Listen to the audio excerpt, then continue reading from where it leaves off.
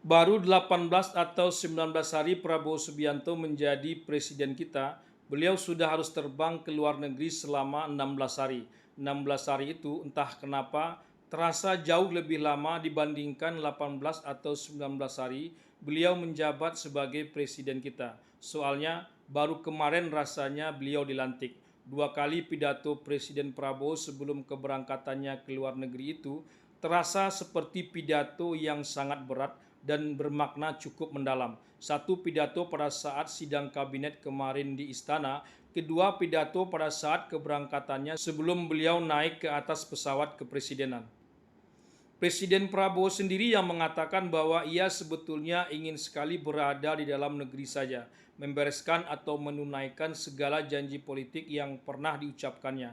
Kalaulah bukan persoalan yang dianggap juga sangat penting buat negara bangsa ini, mungkin ia tak akan bersemangat untuk berangkat ke luar negeri. Tapi karena persoalan yang memang sangat penting, maka ia tetap bersemangat untuk berangkat ke luar negeri. Di dalam negeri penting, di luar negeri juga penting dan tak bisa diwakilkan. Apalagi dalam situasi perang di beberapa negara saat ini butuh perhatian serius dengan segala efek domino yang akan terjadi terhadap Indonesia.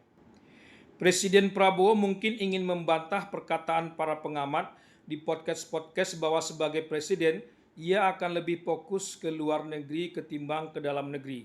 Urusan dalam negeri akan diserahkan kepada Wapres. Buktinya baru 18 atau 19 hari menjabat, ia sudah terbang ke luar negeri selama 16 hari pula. Tidak begitu sebetulnya. Ia menegaskan ingin sekali berada di dalam negeri, membereskan segala sesuatunya dan sesegera mungkin menunaikan janji politiknya kepada rakyat Indonesia.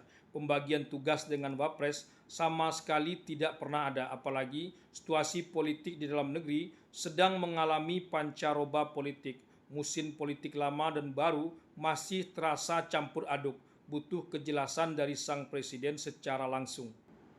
Dalam sidang kabinet sebelum keberangkatannya, Presiden Prabowo wanti-wanti mengatakan bahwa silakan menghadap, artinya terbang langsung ke luar negeri menyusul dirinya atau telepon langsung dirinya kalau ada persoalan yang mendesak butuh kejelasan dari dirinya. Artinya, jangan putuskan sendiri kalau ada persoalan yang sangat penting. Ia tak ingin jalan yang ditempuh adalah jalan yang keliru. Pada pidato kedua sebelum keberangkatan sang presiden, sangat jelas menyorot soal bersih-bersih yang sedang dilakukan oleh penegak hukum. Dua hal yang sangat penting ditekankannya adalah penanganan kasus yang bermuatan politik dan dendam politik jangan sampai dipelihara dan diteruskan lagi. Khusus dalam upaya besar kita untuk menciptakan pemerintahan yang bersih dari penyelewengan, bersih dari ketidakefisiensi, bersih dari manipulasi, bersih dari kong kali kong dengan pihak-pihak lain.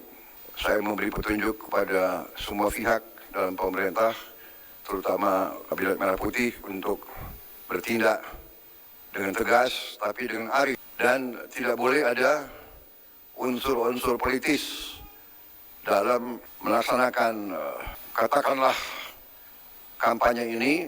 Harus tegas, harus berani, tapi juga kayaknya harus bersih dari muatan-muatan politis dan dari dendam-dendam politik. Yang kita ingin ciptakan adalah suasana pemerintah bersih. Saya kira itu yang ingin saya sampaikan.